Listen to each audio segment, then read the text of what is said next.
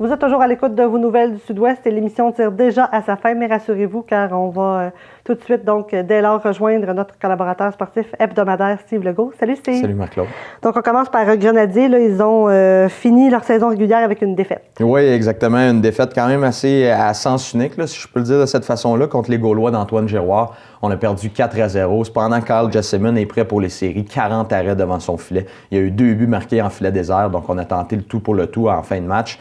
Mais du côté des Gaulois, il y a Tristan Mercure qui a marqué 2 fois et les deux Lemay, Marc-Antoine et William, qui ont marqué chacun à leur tour également.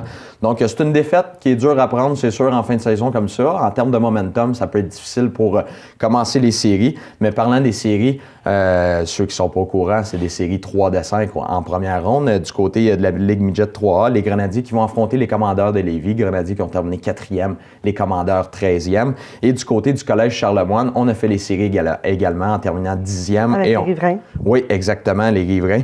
Et on va affronter Trois-Rivières là, qui a terminé 7e. Donc, ça va être un match, c'est pas un match, mais plutôt une série plus serrée si on tente de savoir là, de quel côté ça va se finir que la série des Grenadiers. On comprendra qu'avec le classement qu'on a, 4 contre 13, ils ont des bonnes chances de passer. Ils sont un excellent capitaine qui produit match après match et Kyle Jesseman qui est en forme. Il y a plein de bonnes nouvelles présentement du côté des Grenadiers. Et parlant de bonnes nouvelles, le gardien Marc-Antoine Dufour, là, le deuxième gardien du côté des Grenadiers, qui a signé avec le collège André Laurando, le boomerang du cégep André Laurando, gardien de 6 pieds, 185 livres, qui obtenait un dossier jusqu'à maintenant de 12 victoires en 24 parties. 908 % d'efficacité, c'est quand même très respectable.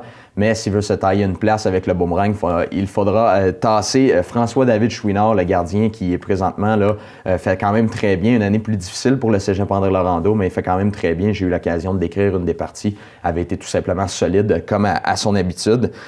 Donc, ça sera intéressant de suivre ça. Voilà, bonne nouvelle pour Dufour, cependant.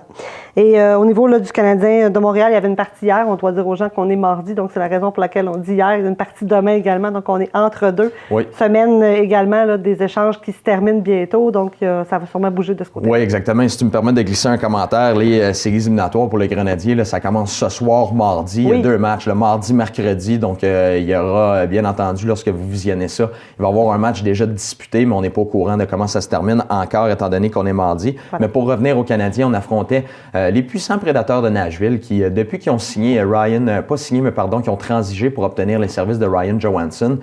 On n'a pas hypothéqué notre défense en donnant Seth Jones. On est toujours avec une très solide défensive.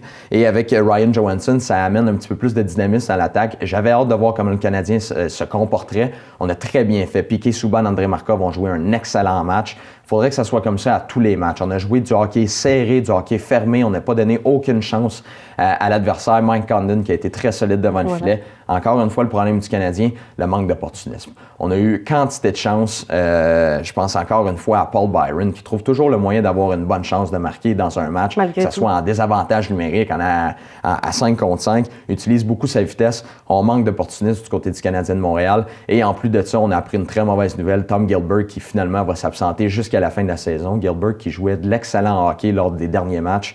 On avait spécifié une blessure au bas du corps. Maintenant, on le sait, c'est au genou, il sera opéré. Il est parti pour le reste de la saison. On a rappelé Victor Bartley, le joueur qu'on a obtenu en retour de Jared Tenordi, un défenseur. Avec John Scott, je crois. Oui, exactement, dans le même échange de John Scott. C'est un échange à 3 équipes là, impliquant les Coyotes et les Prédateurs également. Voilà. Et on doit dire que le seul but du match appartient à Brendan Gallagher. Donc je suis très oui, exactement. Mais Gallagher qui a été...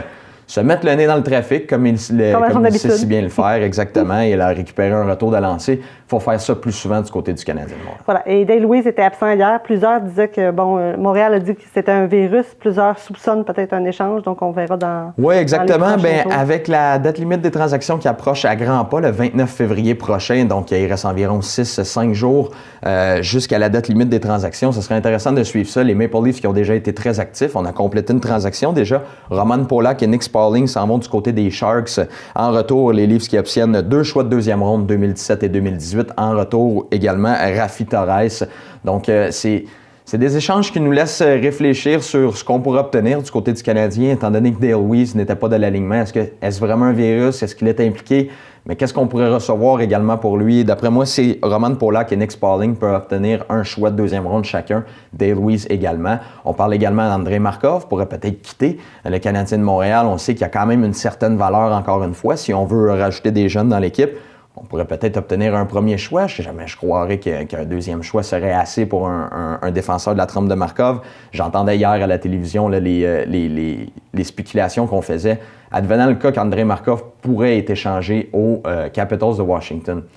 Sur l'avantage numérique, un André Markov qui donne la rondelle à Alexander Ovechkin, je m'en contrefous qu'il soit rendu à 36-37 ans. Il est quand même capable de jouer du bon hockey. Donc, ce serait intéressant de voir ce que le Canadien peut obtenir, mais il faut bouger. Il faut bouger absolument et le Canadien va être vendeur et non acheteur avec la position classement. Voilà. Et on va s'en reparler sans doute la semaine prochaine. Ben oui, certainement. Et très rapidement, la MLB, là, expansion, une question peut-être d'expansion. Oui, ben exactement. Ben, Rob Manfred, le commissaire, qui pense de plus en plus à une certaine expansion dans un avenir, je dirais, plus ou moins rapproché, là, pas nécessairement l'année prochaine. À moyen terme, disons. Oui, à moyen terme, si on peut dire cette expression-là. Mais il veut absolument compléter et signer une nouvelle convention collective avant. La convention collective actuelle qui va prendre fin le 1er décembre prochain. Donc, on a le temps.